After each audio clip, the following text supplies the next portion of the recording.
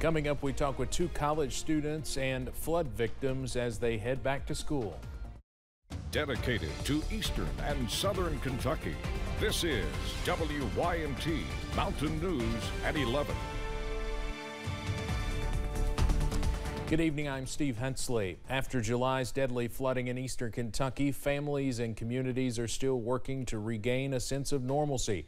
It's not an easy task, but for students, they at least have the escape of going to school during the day. College students from the mountains are mostly back on campus, while their families continue to rebuild. Chad Hedrick met with students at Morehead State who say after the floods hit, they weren't sure if they'd be able to go back so soon. Meeting for the first time, Hazard native Brandon Gayhart and Nick Lee, who is from Letcher County, already have something in common. I didn't really know what to think. It was more of like a shock moment where it's just like, okay, get to dry land. It was hard to process when it was happening. All I was thinking was we need to get out before it gets hard. Both of these Morehead State students' homes were destroyed in July's floods. They watched their lives and memories wash away. I didn't really process what was happening until the water started coming in the garage where we were trying to get our cars out, and my tennis shoes that were laying on the ground just started floating away. As the days went on and the damage was surveyed, Nick and Brandon's families did not know what the next hour would bring, let alone if they could go back to school. I didn't know if I was going to be able to come back to school because they had offered early move-in, which was nice, but I had lost all of my dorm supplies, so I didn't have anything to move in with. Nick says the university helped her and gave her a gift card to buy new dorm supplies. Brandon also got assistance from the school to help him get back on his feet. Oh, it was a lot of weight just taken off my shoulders. It was a big relief that they have done this for me, so I was very thankful. A relief that these students are able to have some normalcy and continue their education. It's a victory after suffering so much loss. That was Chad Hedrick reporting. Nick has been going back home to Letcher County every weekend to help her family recover. Brandon has not been able to get back. His family lost several cars, but one. However, it is still being repaired.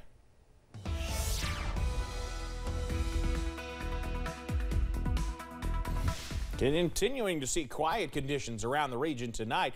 We'll continue to see that as we run into the rest of the overnight hours. So look outside from the Morehead camera along Interstate 64 at the moment. Quiet conditions continue, upper 60s to right around 70 for a temperature at this moment. It's just low-level moisture on pinpoint Doppler. Nothing much to see here.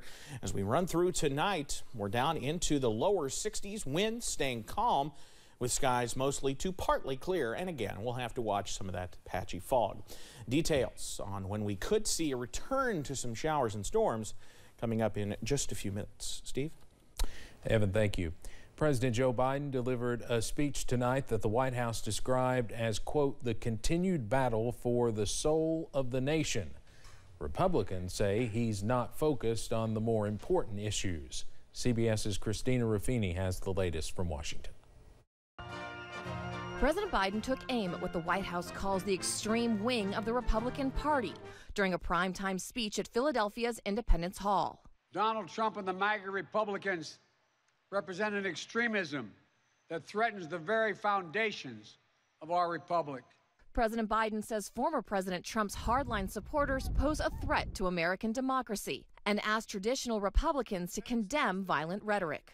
History tells us that blind loyalty to a single leader and a willingness to engage in political violence is fatal to democracy. Speaking in the president's hometown of Scranton, Pennsylvania, House Republican leader Kevin McCarthy said Mr. Biden is trying to distract Americans from other issues like the economy. Washington and the White House aren't listening. They just don't get it. A new CBS News poll found 7 out of 10 Americans believe democracy and the rule of law are under threat. That's about the same as in the days following the January 6th attack. On Thursday, former NYPD Detective Thomas Webster was sentenced to 10 years in prison for assaulting police during the riot at the Capitol. Former President Trump told the Wendy Bell radio show that he will pardon the rioters if he's reelected. If I decide to run and if I win, I will be looking very, very strongly about pardons. On Friday, former Trump White House counsel Pat Cipollone is expected to appear before the federal grand jury investigating January 6th. Christina Ruffini, CBS News, Washington. Former Deputy White House counsel Pat Philbin is also expected to appear before the grand jury. Police have found the man that walked away from work release earlier this afternoon in Perry County. Hazard City Police tell us they found 35-year-old Tommy Cool around 9:45 tonight and brought him back to the Kentucky River Regional Jail about an hour ago. Cool escaped from custody around 12:30 this afternoon and had been missing for more than 9 hours. A man was arrested at a Pike County school earlier today after officers discovered he had brought a gun onto school property. A school resource officer at Phelps High School responded to a report of a man pacing and acting weird in front of the school. When the officer approached, the man appeared to have a gun.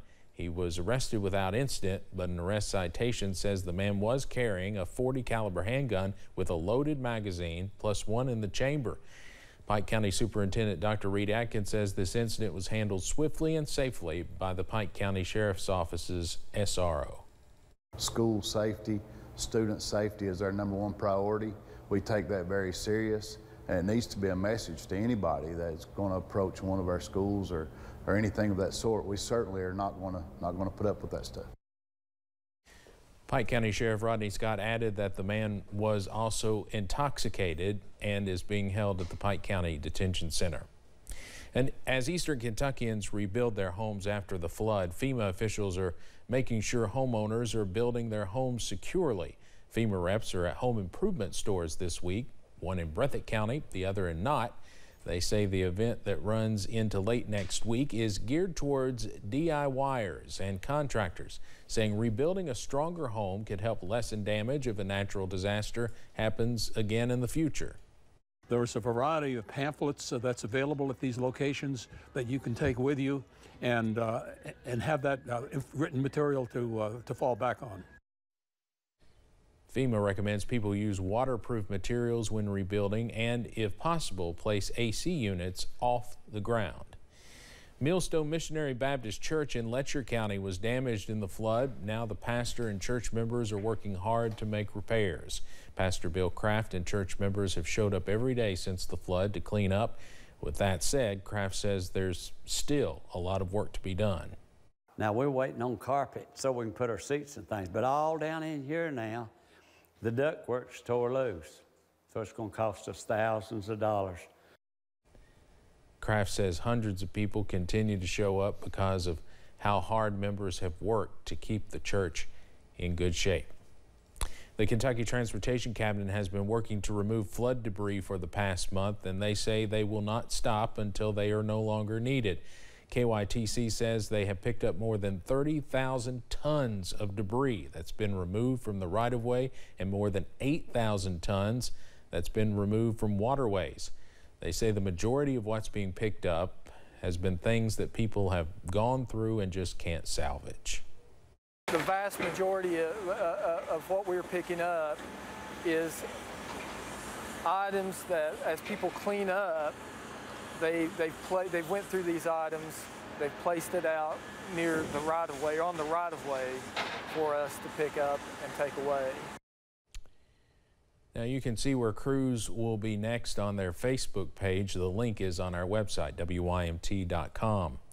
The state of Kentucky has reached the first economic marker to trigger an income tax reduction from 5% to 4.5%. During the 2022 legislative session, the General Assembly passed sweeping individual tax reform through House Bill 8. As the state's economy reaches certain conditions, it triggers a rate reduction. The bill builds a pathway to lower the income tax incrementally from 5% to 0%. This rate drop is to go into effect on January 1st, 2023. Founders Day is officially underway in Salyersville, Magoffin County, and they are celebrating the county's medical pioneers. WYMT's Jordan Mullins was there this morning as a building was dedicated to a lifelong medical provider. Founders Day 2022 kicked off on Wednesday in Magoffin County, and this year, folks are celebrating the county's medical pioneers.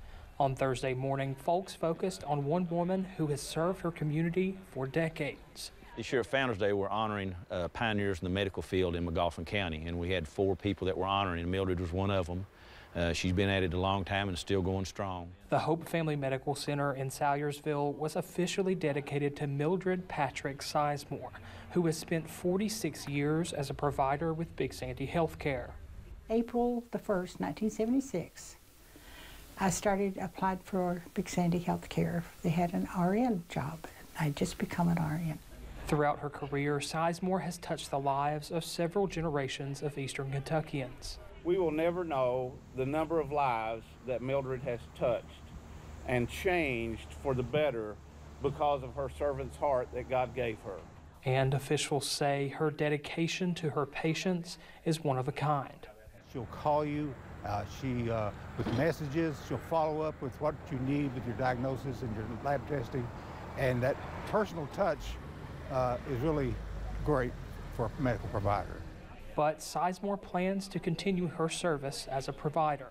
I've still got work to do, and I've still got patients, and I've still got everything, and the things has not changed at all. And she added that this is not a retirement party. In Salyersville, Jordan Mullins, WYMT Mountain News.